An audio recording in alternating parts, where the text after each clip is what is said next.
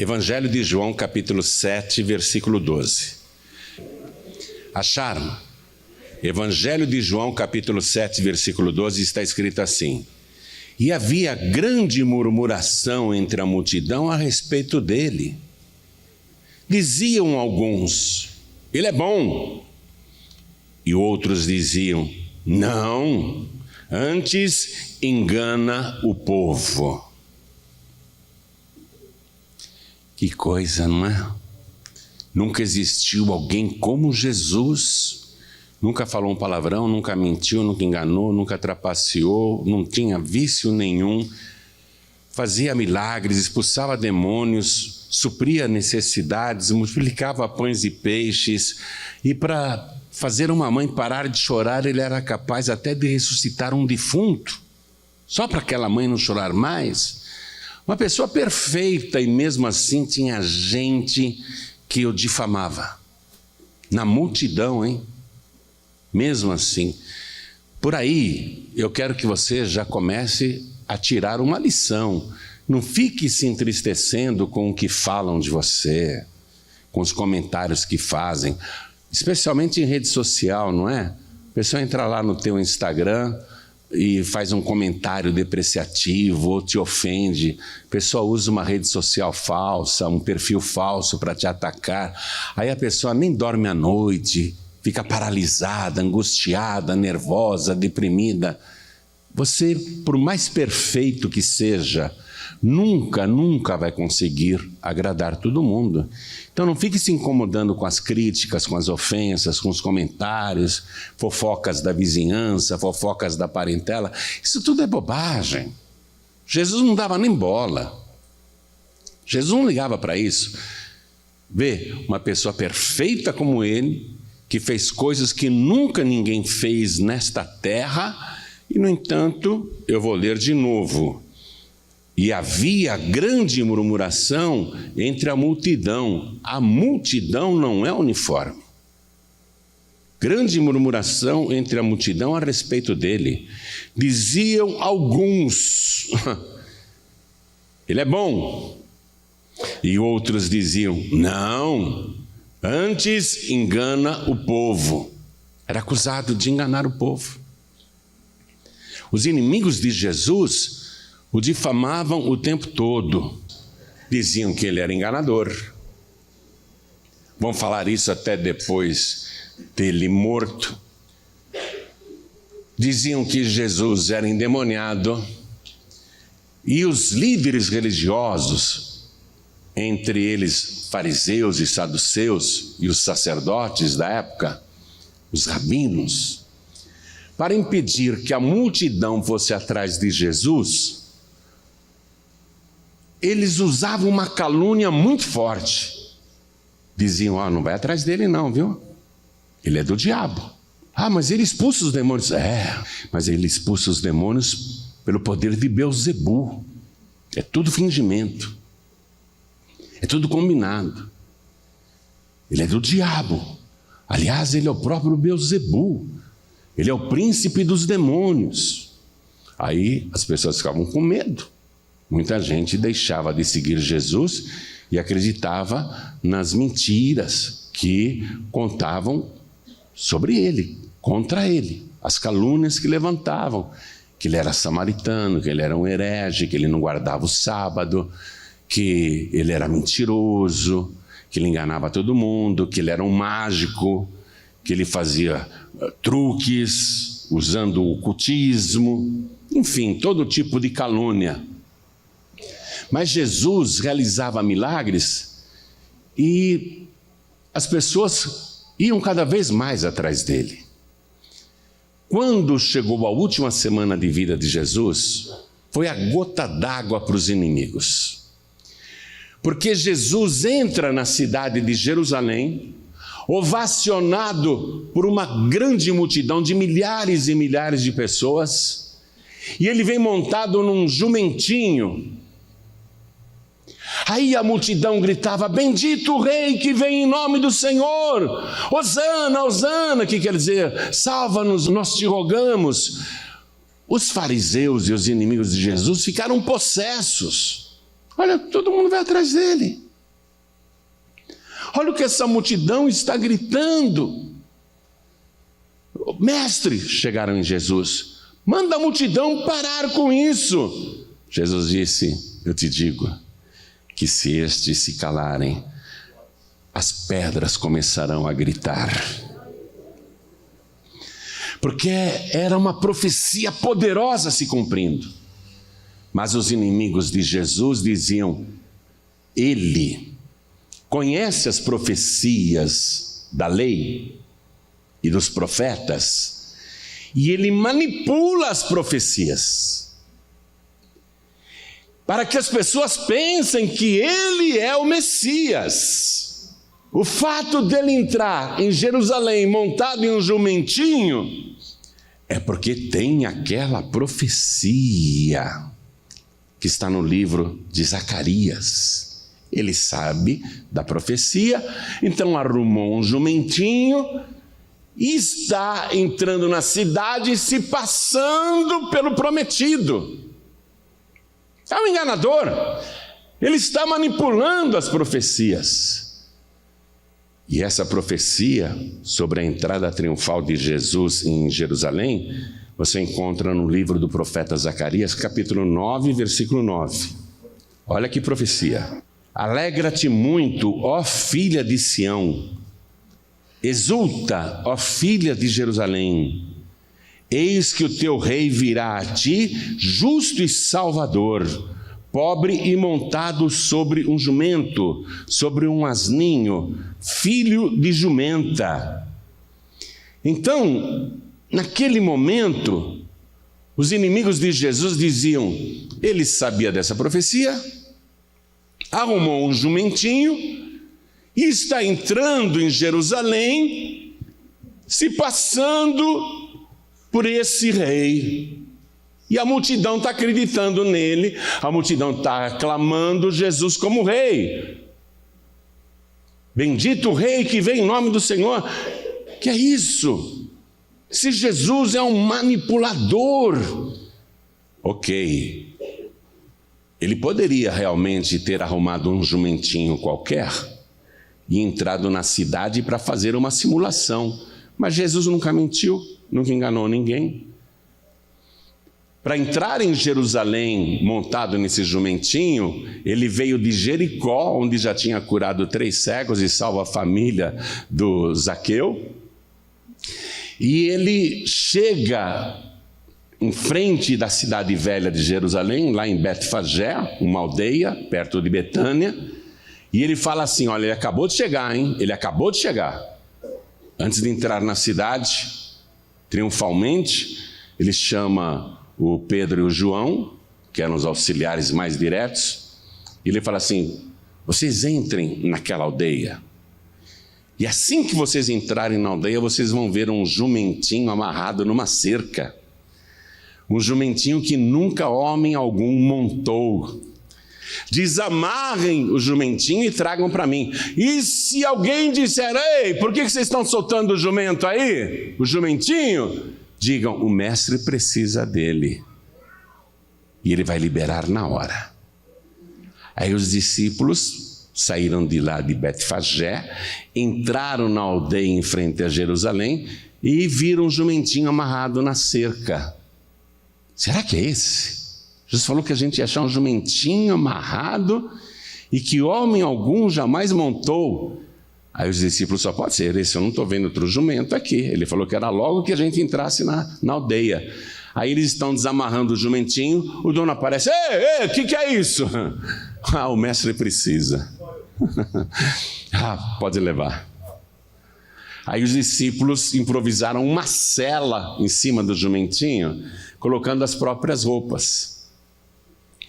E desceram do Monte das Oliveiras para entrar na cidade velha, e Jesus, né? Ele tinha uma boa altura, montado naquele jumentinho, era muito humilde, um rei manso e humilde, porque ele poderia entrar montado num camelo, que você fica a 3 metros de altura do chão, seria bem imponente entrar em Jerusalém num camelo, ou montado num leão, afinal ele tinha poder para dominar qualquer criatura. Mas ele entrou na cidade montado naquele jumentinho que nunca ninguém tinha montado antes. A multidão, quando viu aquilo, imediatamente interpretou como cumprimento da profecia e começou a ovacionar mesmo. Começaram a fazer festa. Finalmente o nosso rei chegou, bendito o rei que vem em nome do Senhor. Tudo acontecendo para se cumprir uma profecia de 500 anos antes, dita por Zacarias. Você vê? Zacarias tinha profetizado que o rei entraria em Jerusalém montado num jumentinho e falou isso 500 anos antes de acontecer. Mas os inimigos de Jesus disseram: ele está manipulando a profecia. Ele está forçando a profecia para dizer que ele é esse rei. Então, tudo bem. Os inimigos podem falar isso e tem gente que vai acreditar.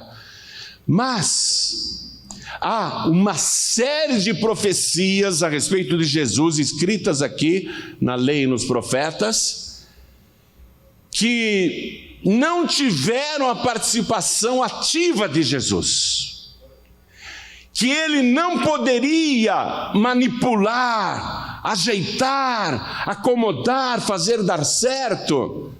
Acontecimentos para os quais ele não estava colaborando e que foram realizados pelos seus inimigos, pessoas que não tinham qualquer interesse em cumprir alguma previsão ou profecia a respeito do Messias.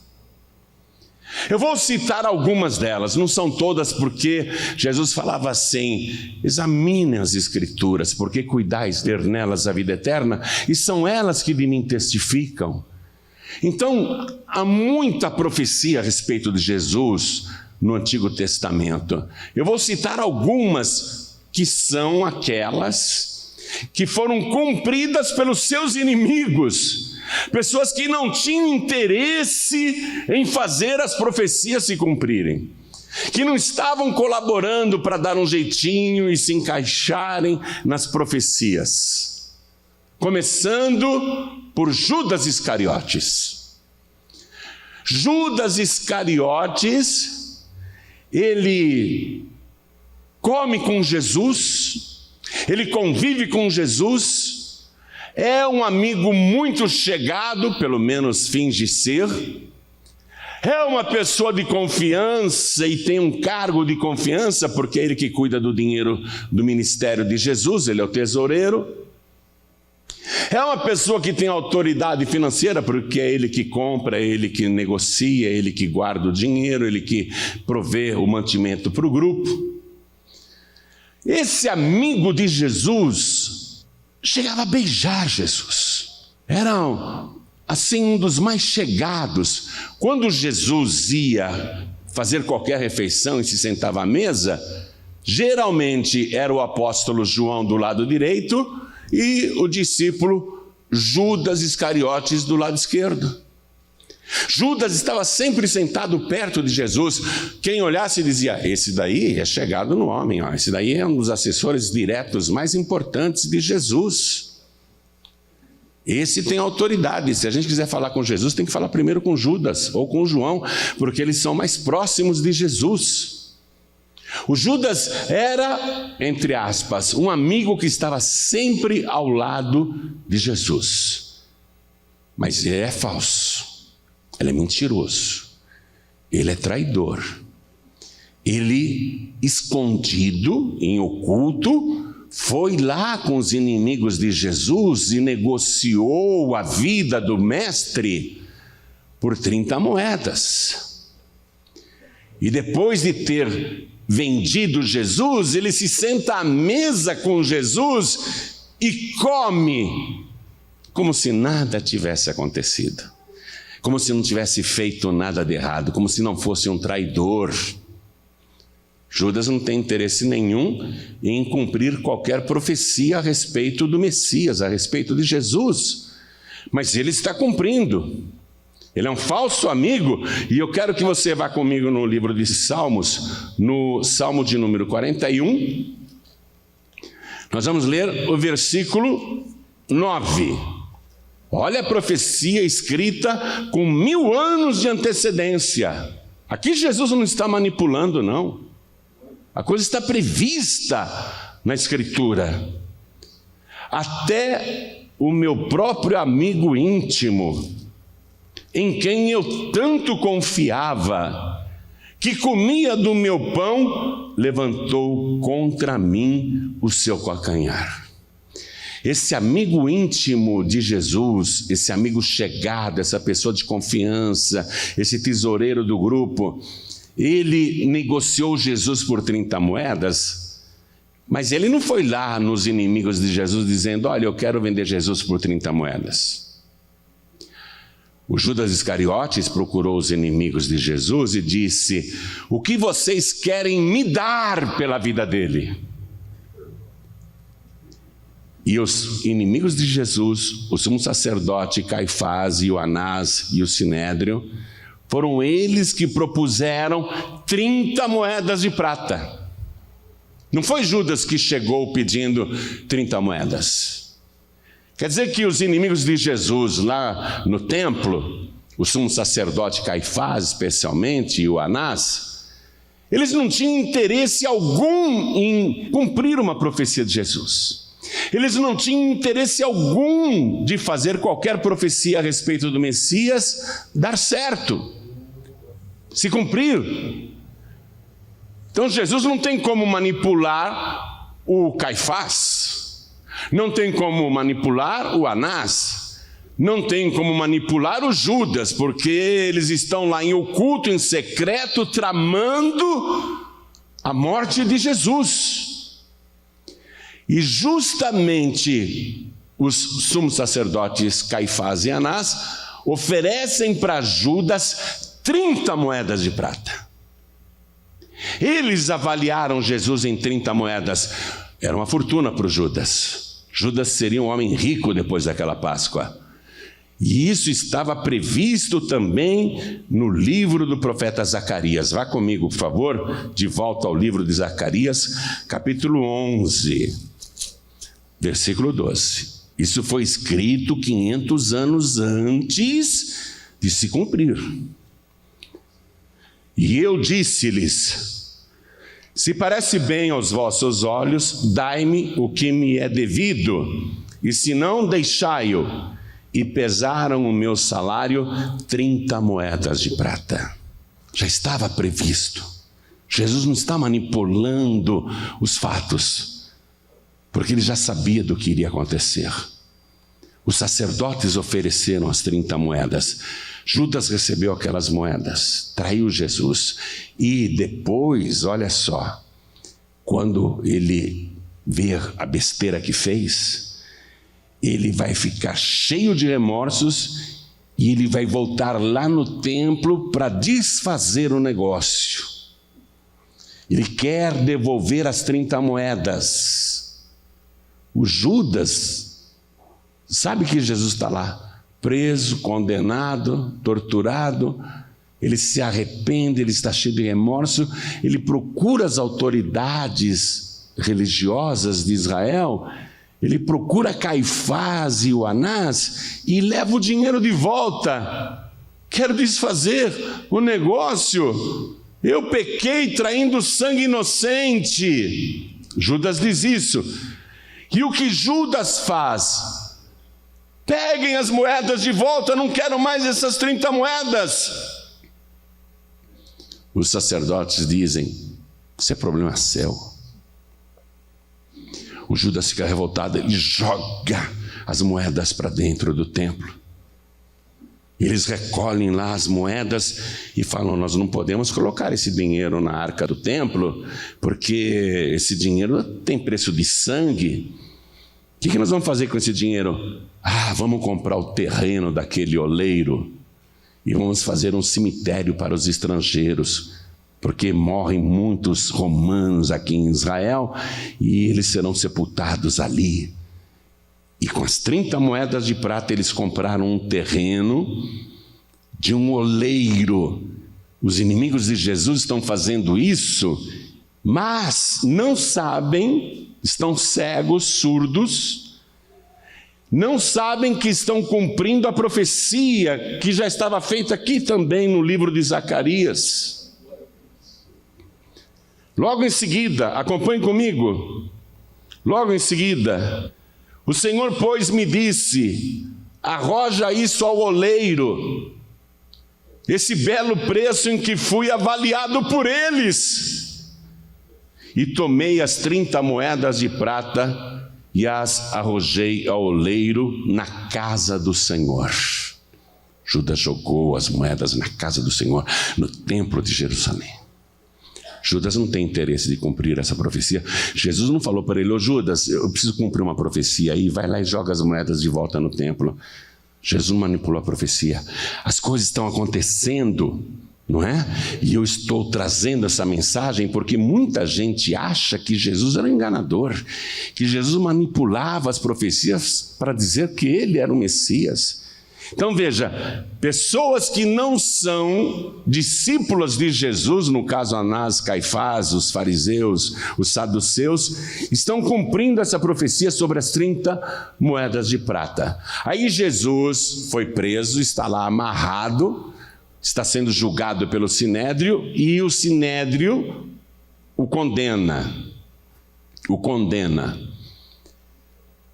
Cospem muito no rosto de Jesus, batem muito na sua face, puxam a sua barba e arrancam os seus cabelos. Ele leva soco no ouvido, na nuca, no nariz, na boca. Ele é escarrado o tempo todo. Cospem na face de Jesus, são inimigos do Senhor. Nenhum deles está querendo cumprir qualquer profecia a respeito de Jesus. E Jesus não está dizendo para eles: cuspam em mim, eu tenho que cumprir uma profecia, cuspam na minha face. Jesus não está manipulando os acontecimentos. E cospem e batem nele, e eu quero que você vá comigo conferir essa profecia, prevista 700 anos antes de acontecer, no livro do profeta Isaías, capítulo 50, no versículo 6. 700 anos antes de tudo acontecer, antes de cuspirem no rosto de Jesus, estava previsto lá. Acompanhe. As costas dou aos que me ferem, e a face aos que me arrancam os cabelos. Não escondo a face dos que me afrontam e me cospem. Eu vou ler de novo. As costas dou aos que me ferem. Jesus vai ser preso e açoitado violentamente nas costas. E a face aos que me arrancam os cabelos. Não escondo a face dos que me afrontam e me cospem. Essa profecia se cumpriu. Jesus não está dizendo: cuspam em mim. E naquele julgamento de Jesus, muitas falsas testemunhas foram arrumadas para simular um crime, para condená-lo, para justificar a condenação. As testemunhas mentem demais contra Jesus. E o depoimento dessas testemunhas falsas também já estava previsto no Antigo Testamento. Vá comigo no livro de Salmos, capítulo 109, Salmos de número 109, vamos ler a partir do versículo 2. Pois a boca do ímpio e a boca fraudulenta estão abertas contra mim. Tem falado contra mim com uma língua mentirosa. Eles me cercaram com palavras odiosas e pelejaram contra mim sem causa. Aquela causa no tribunal não tinha porquê. Testemunhas falsas estão ali para condená-lo. O que foi que ele fez errado? Ó, a profecia: em paga do meu amor. Teve alguém que amou mais do que Jesus? Em paga do meu amor são meus adversários, mas eu faço oração. Deram-me mal pelo bem e ódio pelo meu amor. Forte, não? Esses inimigos de Jesus, essas testemunhas falsas, estão ali não porque Jesus tivesse contratado, combinado com elas. Mintam contra mim, me odeiem, façam um teatro. Esses acontecimentos que eu estou te citando não tiveram a colaboração de Jesus. São os inimigos que estão cumprindo essas profecias que eu estou lendo.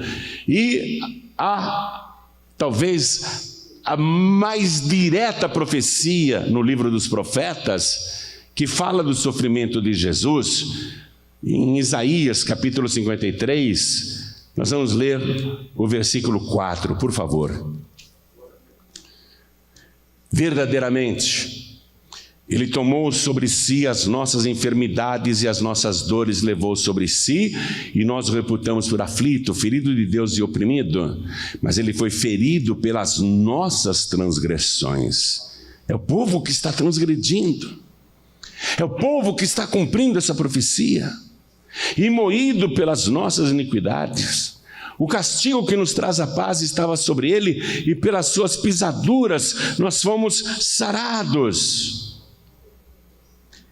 Jesus Cristo tem aqui, nesse capítulo 53, uma série de profecias que estão se cumprindo pelos culpados, pelos verdadeiros culpados, pelo povo que não tem interesse nem conhecimento de cumprir a profecia. Jesus não está manipulando essa multidão. Olha o que diz aqui o versículo 6. Todos nós andamos desgarrados como ovelhas, cada um se desviava pelo seu caminho, mas o Senhor fez cair sobre ele a iniquidade de nós todos. Ele foi oprimido, mas não abriu a boca. Como um cordeiro foi levado ao matadouro, e como ovelha muda perante os seus tosqueadores, ele não abriu a boca. Tudo bem, não abrir a boca, Jesus não abre mesmo. Isso depende dele. Mas o que estão fazendo com ele lá no tribunal tem significado espiritual. E a profecia aqui diz que ele vai ter a sua vida jovem cortada da terra dos viventes. Continue acompanhando. Da opressão e do juízo foi tirado. E quem contará o tempo da sua vida? Porquanto foi cortado da terra dos viventes, e pela transgressão do meu povo foi ele atingido. Jesus Cristo vai passar por isso e não está colaborando para esses acontecimentos, são os seus inimigos. E veja o que diz a palavra, que ele seria morto no meio de bandidos. Vá comigo no versículo 12 agora. Pelo que lhe darei a partir de muitos, e com os poderosos repartirá ele o despojo, porquanto derramou a sua alma na morte, e foi contado com os transgressores. Ele que nunca tinha cometido qualquer transgressão, foi contado com os transgressores lá no Monte Calvário. Uma cruz, duas cruzes, três cruzes. Aquela do meio, aquela segunda cruz, está sendo contado com os transgressores. Aquela segunda cruz, no meio de dois bandidos, um de cada lado. Aquela segunda cruz é de Jesus, contado com os transgressores.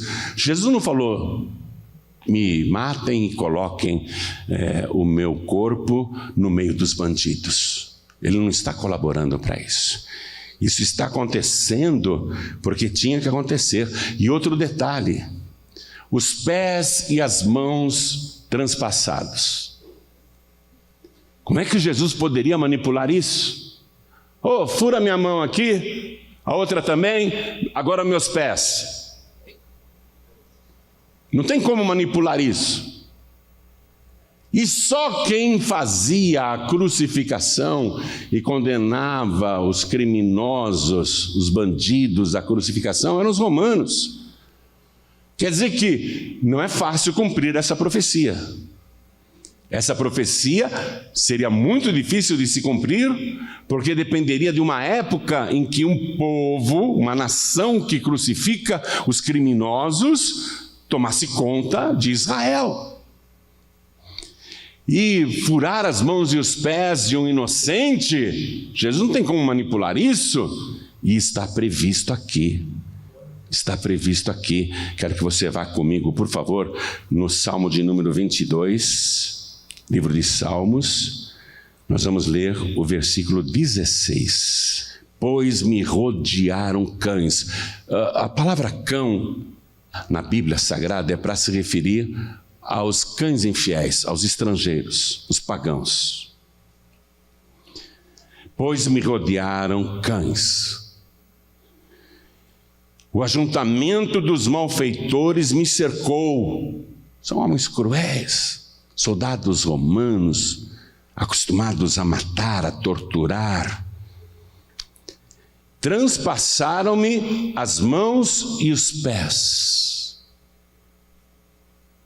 Isso previsto 1000 anos antes de acontecer. Como que Jesus vai manipular essa profecia?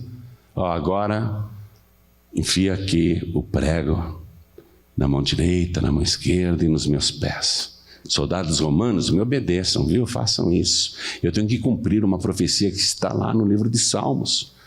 Eu sou o Messias, não pode falhar essa profecia, vocês têm que me pregar. Não tem como manipular isso. Transpassaram-me as mãos e os pés. Quando Jesus estava lá pendurado no madeiro, praticamente nu, só um pano envolvendo a cintura, como se fosse uma cueca improvisada. Ele estava agonizando e Jesus tinha boas vestes. Os soldados romanos que crucificaram Jesus eram 4. Eles resolvem ficar com as roupas do crucificado. E eles estão lá sentados de costas para a cruz, fazendo joguinhos, e eles dizem: vamos dividir aqui as vestes de Yeshua. Essa é sua, essa é sua, essa é sua, essa é minha. Está justo isso? Agora tem essa túnica aqui, preciosíssima, sem costura, foi tecida praticamente no corpo dele, não tem uma costura, feita sob medida. É uma túnica muito cara. Nós não podemos rasgá-la e dividir em 4. Nós vamos ter que fazer um sorteio aqui, e é por isso que eu sou contra sorteio, qualquer tipo de sorteio. Soldados romanos que não são discípulos de Jesus, que não conhecem nenhuma profecia, estão dizendo: nós vamos ter que fazer um sorteio aqui, vamos lançar sortes para ver quem é que fica com essa túnica preciosa, essa roupa maravilhosa. E eles jogaram lá as sortes e um ganhou e ficou comemorando: eu ganhei a túnica é minha. E Jesus assistindo tudo isso, preso no madeiro. Não tem como ele manipular ninguém. Não dá para ele dizer para os soldados romanos: agora sorteie minha túnica aí. Ele está quieto, sangrando. Ainda no Salmo de número 22, eu quero ler o versículo 18. Repartem entre si as minhas vestes e lançam sortes sobre a minha túnica. 1000 anos antes de tudo acontecer, Jesus está lá na cruz. Não está manipulando nada nem ninguém, porque esses que estão cumprindo as profecias são inimigos de Jesus. Tem uma profecia que tem que se cumprir. Ele tem que beber vinagre na cruz. Mas ele não vai dizer para os soldados: vocês têm vinagre aí para me dar? Ele só vai dizer: tenho sede. Quando uma pessoa tem sede, leva-se água para ela. Deveriam ter levado água para Jesus, mas levaram vinagre para ele. Salmo de número 69, vamos ler o versículo 21. Deram-me fel por mantimento, e na minha sede me deram a beber vinagre. Jesus não está manipulando essa profecia? porque são seus inimigos romanos, pagãos, hereges, que estão cumprindo essa profecia maravilhosa. Jesus está quieto na dele e fornecendo provas para a humanidade de que realmente as Escrituras falam dele, testificam dele, e que Jesus é a causa da vida eterna. Examinais as Escrituras, ele pregou, porque cuidais ter nelas a vida eterna, e são elas que de mim testificam. Estão falando dele. Mas ele está lá agora, morto. Preste atenção, ele morreu. Ele morreu, quase 3 horas da tarde. Ele morreu. Os inimigos de Jesus não sabiam que ele estava morto. Foram até Pilatos e disseram assim: Pilatos, aqueles 3 condenados estão bem na entrada da cidade, e o povo está chegando para a Páscoa, e amanhã é o nosso sábado de Páscoa, começa a nossa semana de Páscoa, e não é bom que aquelas pessoas condenadas fiquem ali agonizando. Vai manchar a nossa festa de Páscoa. Precisamos que a morte daqueles crucificados seja apressada. Pilatos, manda quebrar as pernas para que eles morram rapidamente por falta de ar, porque com as pernas quebradas eles não conseguirão se esticar, o pulmão vai ficar comprimido, eles morrem em alguns minutos. Aí Pilatos deu ordem: quebrem as pernas dos 3 crucificados. E foram lá os soldados, com barras de ferro grossas e pesadas. Chegaram na cruz do lado esquerdo. O bandido estava agonizando. E um dos guardas começou a dar pancadas violentas, tanto no fêmur como na parte de baixo e no joelho. E o condenado gritava de dor com cada pancada, até que os ossos quebraram, o corpo rendeu, a fratura exposta, o criminoso do lado esquerdo não conseguia mais se esticar, e em poucos minutos morreu. Isso chama-se crucifrágio. Os romanos aplicavam isso para acelerar a morte na cruz. O outro soldado foi até o criminoso que estava do outro lado e começou também a bater no fêmur, na perna, na rótula, e pancadas, cada golpe que dava o bandido gritava de dor, até que quebrou o osso, as pernas.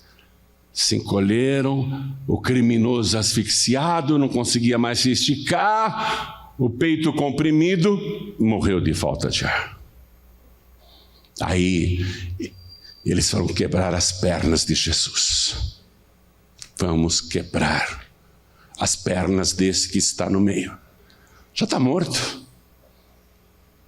Já está morto. Aí os inimigos de Jesus dizem que ele estava desmaiado. Não escutaram Jesus dizer: Pai, nas tuas mãos eu entrego o meu espírito, e rendeu o seu espírito, morreu. Quando os soldados chegaram na sua cruz, ele já estava morto. Parece que está morto, né? Parece que está morto. Então não precisa quebrar nenhum dos seus ossos. Mas vamos conferir se ele está morto mesmo? Pegaram a lança, uma lança pontuda, e enfiaram no seu lado. Nenhuma reação, nenhum ai, nada. Ele estava morto, e quando o soldado tirou a lança, saiu sangue e água. Jesus está morto. Não precisa quebrar os ossos dele, não. Os outros 2 também estão mortos. Os cadáveres já poderão ser retirados das cruzes. Os soldados romanos mal sabiam que, mesmo morto, uma profecia de Jesus estava se cumprindo naquela hora, que nenhum dos seus ossos seria quebrado.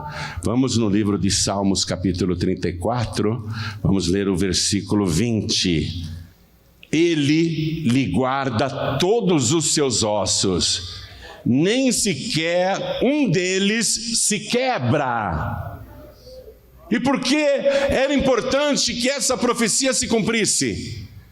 Porque quando o povo de Israel sacrificou o cordeiro lá no Egito, Deus deu a ordem: vocês peguem um cordeiro puro, sem defeito, sem mancha, sem doença, sem bichos, um cordeiro saudável, o melhor do rebanho, cada casa pegue o melhor cordeiro do rebanho, e vocês sacrifiquem ele à tarde, e comam depois, mas não quebrem nenhum dos seus ossos.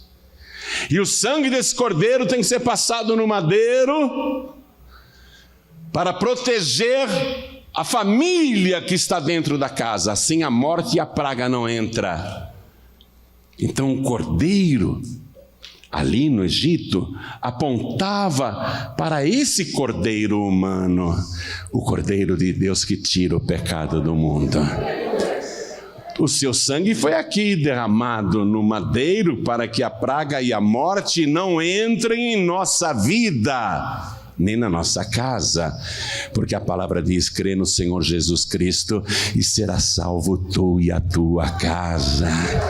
Esse sangue nos protege da morte e nos dá a vida eterna, e nos protege da praga e da doença, porque Ele levou sobre si nossas dores e enfermidades.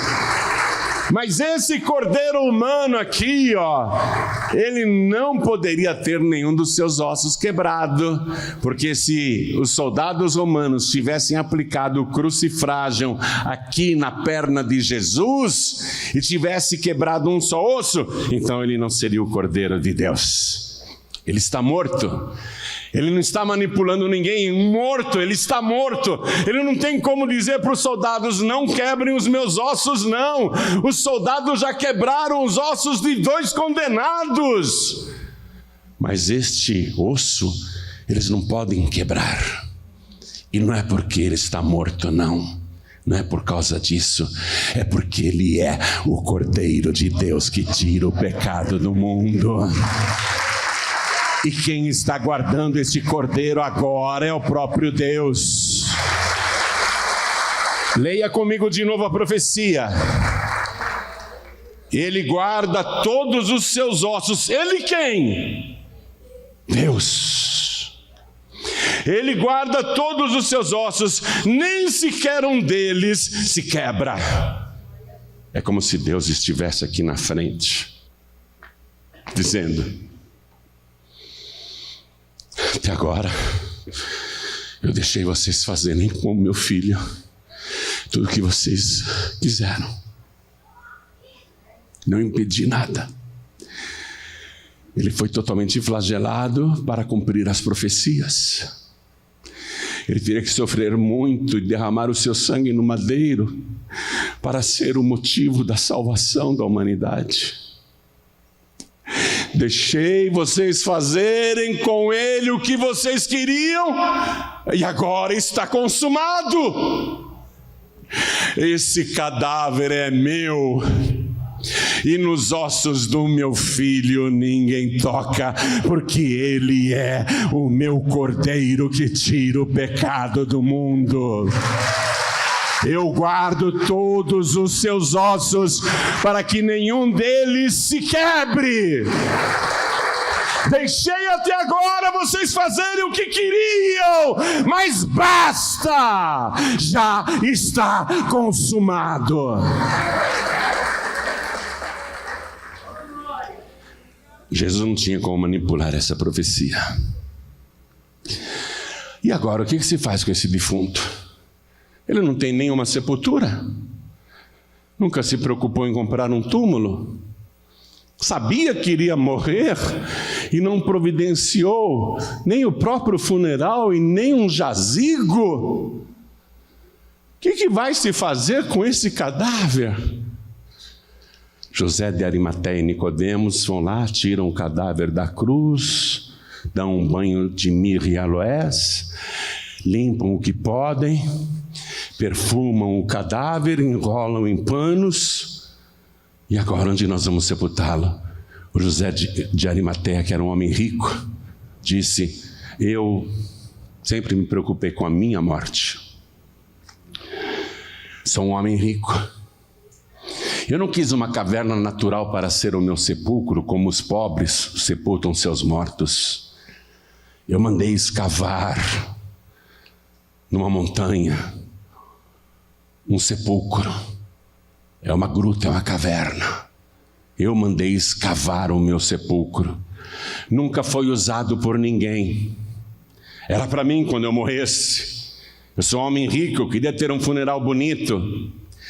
Mas eu não vou usar a minha sepultura para mim mesmo. Eu vou doar a minha sepultura para Jesus. Vamos colocá-lo no meu sepulcro. E foram e sepultaram Jesus. Olha, ele está morto. Ele não está dizendo: me coloquem numa sepultura de rico, me sepultem num cemitério importante, numa sepultura nobre. Não, ele não está falando nada, ele está morto, ele está mudo. É José de Arimateia que diz: eu quero colocá-lo no meu sepulcro. Sou um homem rico, depois eu cavo outro para mim, faço outra sepultura para mim em outra montanha, mas esse sepulcro eu quero dar para Jesus. E eles pegam o cadáver de Jesus e colocam naquele sepulcro. E uma pedra é colocada na entrada, porque periodicamente as pessoas removiam a pedra e visitavam o cadáver, perfumavam o defunto. As pessoas tinham esse costume, a pedra na entrada, uma grande roda, servia para isso, para fechar, para abrir, e quando fechado impedia que cães à noite, cães famintos, viessem comer as carnes do defunto. Então eles colocaram aquela pedra enorme na entrada do sepulcro e deixaram Jesus lá, morto, enrolado em panos, na sepultura de um rico. Isso estava previsto com 700 anos de antecedência. Jesus não está manipulando nenhuma profecia. Isso tinha que acontecer para provar quem ele é. Ele tinha que ser sepultado no sepulcro de um rico. Livro de Isaías, capítulo 53, versículo 9. Já estou terminando a mensagem. Isaías 53, versículo 9. A profecia dizia, com 700 anos de antecedência: e puseram a sepultura com os ímpios. José de Arimateia era um ímpio, ele não era salvo pela graça ainda. E com o rico.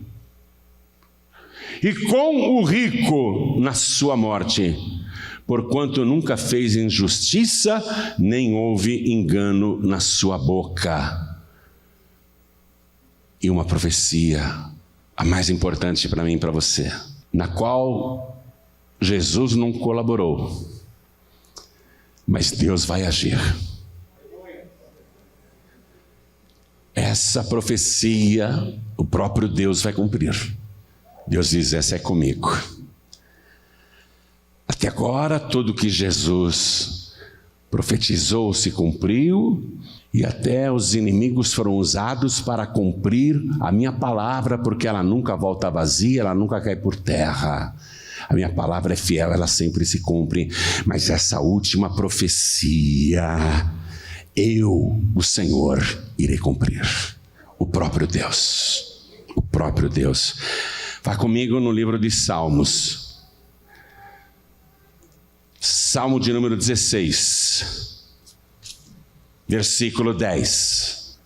Pois não deixarás a minha alma no inferno, nem permitirás que o teu santo, santo com letra maiúscula, nem permitirás que o teu santo veja a corrupção. Quando Deus disse: ninguém quebra os ossos do meu cordeiro,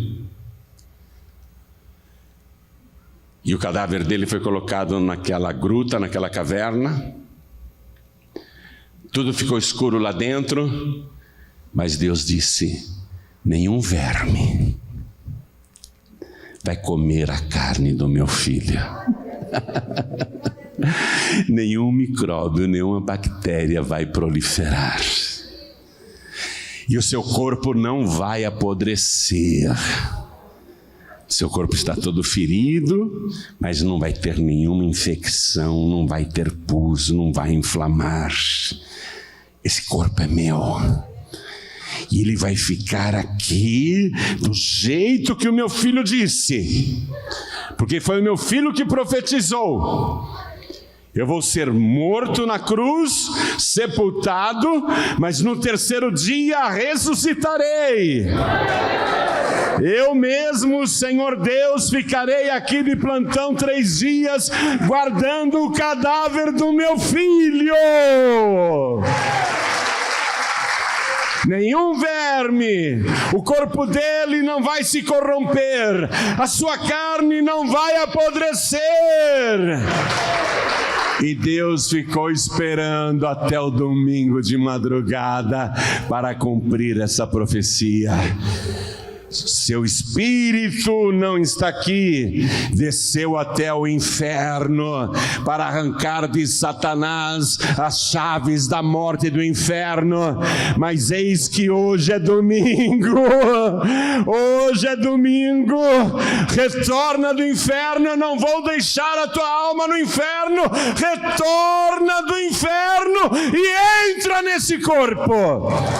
E quando entrou naquele corpo, aconteceu um grande terremoto, a pedra saiu da frente, movida por um anjo, e uma claridade, um clarão extraordinário, e aquele que estava morto, cujo corpo estava enfaixado, atravessou os lençóis e ressuscitou.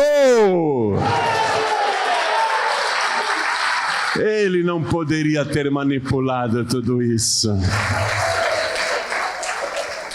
Como eu gostaria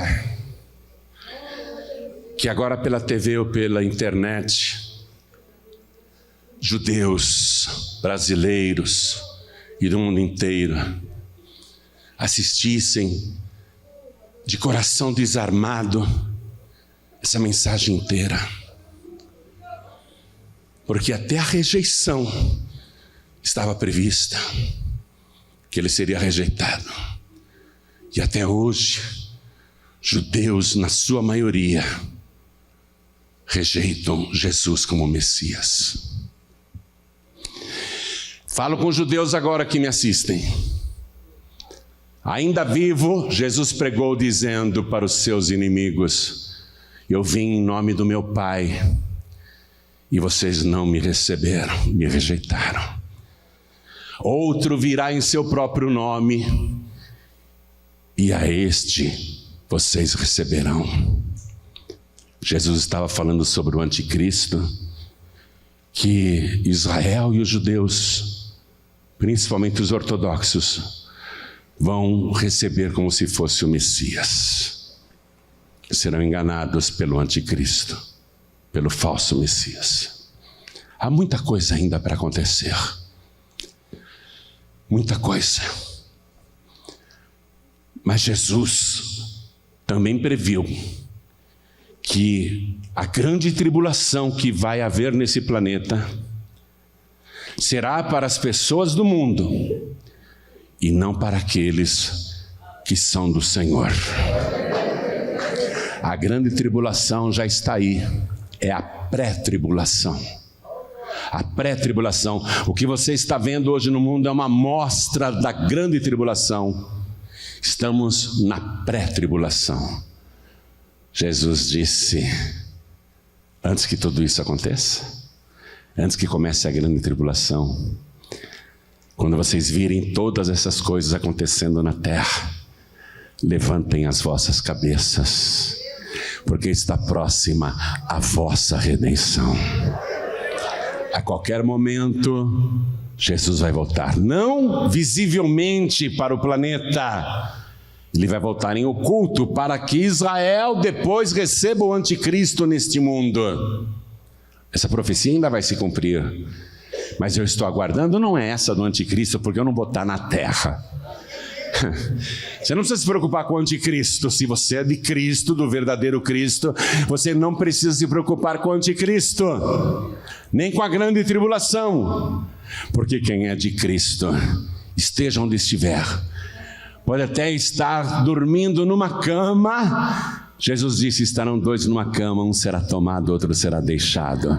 Estarão dois no campo, um será tomado, outro será deixado. Estarão dois na cidade, um será tomado, outro será deixado. Estarão dois no moinho, um será tomado e outro será deixado. Eu quero dizer isso. Não me interessa o anticristo, não me interessa a grande tribulação, me interessa ficar com os meus ouvidos bem abertos e olhando para o céu, porque muito breve aquele que disse que viria, virá e não tardará. Ele está às portas e nós temos que esperar para ouvir o som da trombeta, para começar o arrebatamento. Eu espero esse grande dia que está cada vez mais perto. Quem está esperando esse grande dia? Fica de pé, por favor. Eu te provei que Jesus não manipulou as profecias. Ele é quem Ele é. Ele tem um controle absoluto sobre o tempo, sobre os fatos, sobre os acontecimentos, sobre as pessoas. Ele controla até o cair da folha de uma árvore. Nenhum passarinho cai por terra se Ele não permitir. Ele tem o controle de tudo, por isso que mesmo morto, as profecias estavam se cumprindo, e se cumpriram quando Ele estava amarrado e mudo, e se cumpriram pelos seus inimigos, pessoas que não tinham nenhum interesse naquela história, no cumprimento daquelas profecias. Não eram discípulas de Jesus, não eram seguidores de Jesus, mas todas as profecias se cumpriram. Ouve agora um pregador, ouve agora. Deus está te mostrando com clareza quem é Jesus e o que está para acontecer na terra a qualquer momento. E Ele está te dando mais uma, e você é testemunha de que foram várias, mas agora Ele está te dando mais uma oportunidade de se render àquele que vive para sempre, de se entregar ao Rei dos Reis e Senhor dos Senhores, de se entregar àquele que não apenas é o teu Criador, mas principalmente se fez o teu Salvador. Ele te criou, mas disse: a mim não basta apenas criar esta pessoa tão maravilhosa, essa máquina tão perfeita e bela. A mim não basta isso. Eu tenho que salvar esta vida. E eu tenho que levar esta pessoa comigo no arrebatamento. E se eu pedir a alma dela antes, eu a receberei pessoalmente no paraíso. Jesus Cristo desceu do céu para subir na cruz. Desceu da cruz para ficar nas entranhas da terra. Desceu até o inferno para derrotar Satanás. Subiu de novo para a sepultura para estar conosco para sempre. E antes de subir de volta ao céu, Ele disse: eu vou preparar-vos lugar, e virei outra vez, e vos levarei para mim mesmo, para que onde eu estiver, estejais também. Nós estamos aguardando. Você quer ficar para a grande tribulação? Ou você quer ser incluída no arrebatamento dos salvos? Para você subir no arrebatamento, você tem que ser de Jesus. Você tem que recebê-lo como único, suficiente, exclusivo e eterno Salvador. Apagar da tua memória todas as calúnias e mentiras que falaram de Jesus. Porque o diabo é o pai da mentira e é ele que inspira os mentirosos. Mas Jesus disse: eu sou a verdade. Eu sou. E agora você está tendo mais uma chance de abraçar a verdade, de estar com a verdade. Está tendo a chance de ter os seus pecados perdoados pelo Cordeiro de Deus que tira o pecado do mundo. Está tendo a oportunidade de se banhar com o sangue do Cordeiro. Está tendo a oportunidade de ter o seu nome escrito no livro da vida lá na glória. E tudo o que você precisa fazer para aproveitar essa oportunidade é erguer a tua mão e receber Jesus como teu único, suficiente, exclusivo e eterno Salvador. Quem quer, ergue a mão direita bem alto, todos que querem. E bem alto, faz assim: eu quero, eu creio em Jesus. Olha quanta gente. Todos que ergueram as mãos, saiam dos seus lugares e venham aqui para frente, por favor, eu vou estar esperando por você. Pode vir, não tenha medo não. Vamos aplaudir ao Senhor Jesus por cada vida que está chegando. Ele levou sobre si todas as nossas dores, todas as nossas enfermidades, e o castigo que nos traz a paz estava sobre ele. Venha receber este benefício. Só quem é de Jesus tem este direito. Vamos aplaudir ao Senhor Jesus por cada vida que está chegando. E está chegando mais, vamos aplaudir mais. Filhos pródigos e filhas pródigas, venham aqui para frente. Todos que estão sem igreja, vem para cá também. Vem para cá, vem refazer a tua aliança com Ele. Vem fazer a tua aliança de sangue com Ele. Vem, filho pródigo, vem, filha pródiga. Mas eu quero falar com você que está assistindo pela TV, ouvindo pelo rádio ou assistindo pelas redes sociais, YouTube e Facebook. Vamos aplaudir mais, está chegando mais.